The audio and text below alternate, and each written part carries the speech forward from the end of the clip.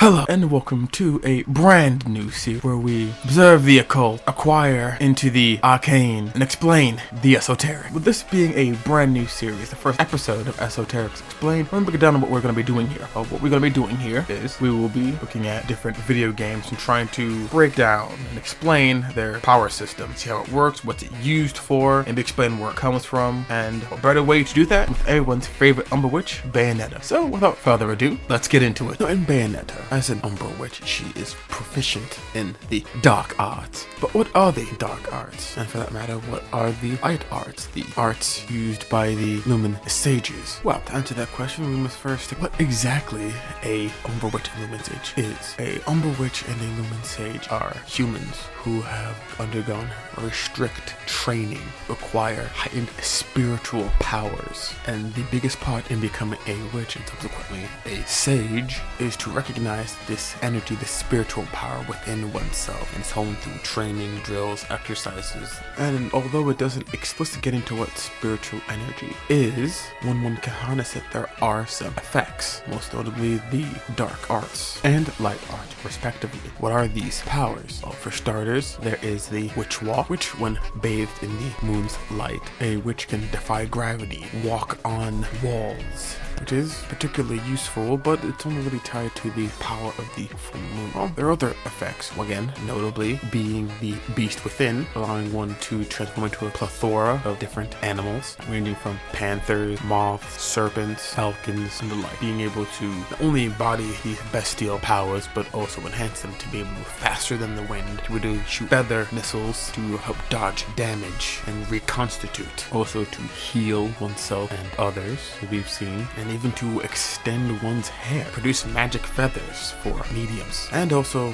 think the most prominent dark art and light art would be the witch time and light speed, respectively. The ability to see everything in an instant. This ability is known as temporal control. This technique sharpens all five senses and pushes one's emotional energy to its limit. It makes falling droplets of water be a crown. The hummingbird slows its wings to elegant flaps. This requires a sound body and a complete grasp of spiritual energy to be able to see everything in a single instance, in that single moment. But with all that being said, that also means something like temporal control or witch time is actually a misnomer. Even according to Hideki Kamiya's own Twitter post in 2021, both witch time and light speed do not manipulate time, but speed up the user to that obscene degree. So they don't actually manipulate time, they're just recognizing everything in that moment. They're heightening their own perception to the point where everything looks like it's slowing down and looks like it's frozen for light speed. They're not actually freezing time or slowing time down, which makes sense as to why certain beings can move in that slowed or frozen time, because it isn't frozen. They're just matching their accelerated perception or exceeding it to be able to react to what they're about to do. Think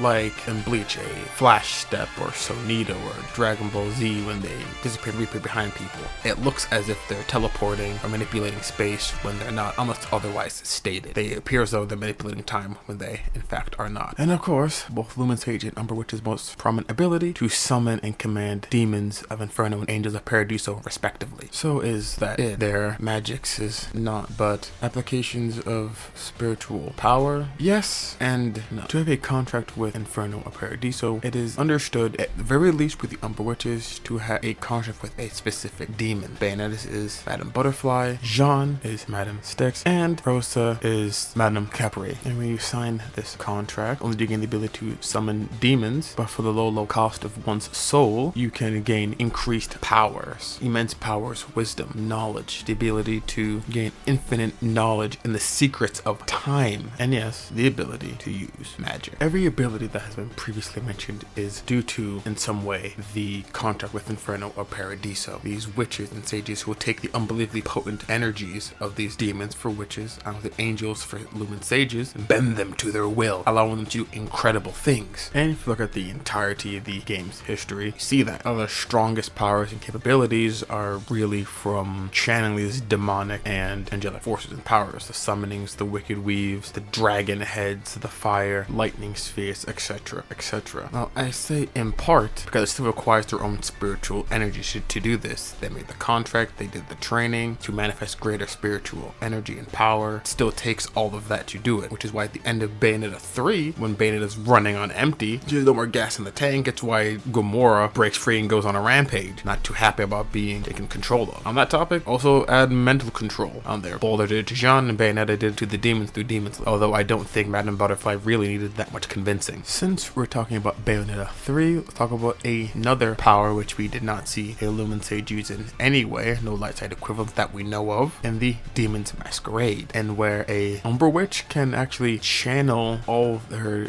infernal demons power through her body, allowing her body to take on a similar form and appearance and abilities as said demon. And this can give her the power to fly, shoot webs, obviously increase her attack potency, speed, endurance, to be far more powerful, far more capable than she previously was, and so on and so forth, allowing her to overcome obstacles that were previously impeding her. But another of the dark arts is a pretty much enhanced version of her regular with the Deadly Sin ritual, where Bayonetta, with this Deadly Sin ritual, takes out her own heart, and with drops from her magically enriched blood with an accompanying chant, can enhance her infernal demons to even greater heights to make them even more powerful. The challenge being that they initially have no business even challenging to begin with, as we saw with Sin Gamora, where beforehand the regular Gamora got easily dispatched by Arch Iridescent. After the Deadly Sin ritual, becoming Sin Gamora, you could challenge him on even footing, even being a bit superior to him. Or in the case of Lady of Onyx Brilliance, which is Madame Butterfly, obtaining their true form by being anointed with Bayonetta's magic enriched blood to reach the true heights of their power and ability, and gaining new powers and abilities that they did not previously have. And again, in the case of Madame Butterfly, all who gaze upon her have their sanity shattered, and a growing feeling as if they long for death begins to consume them. And again, in the Igniter of Creation, which is the ultimate form of Phantasmarini, pardon if I messed that up, taking control of the furnace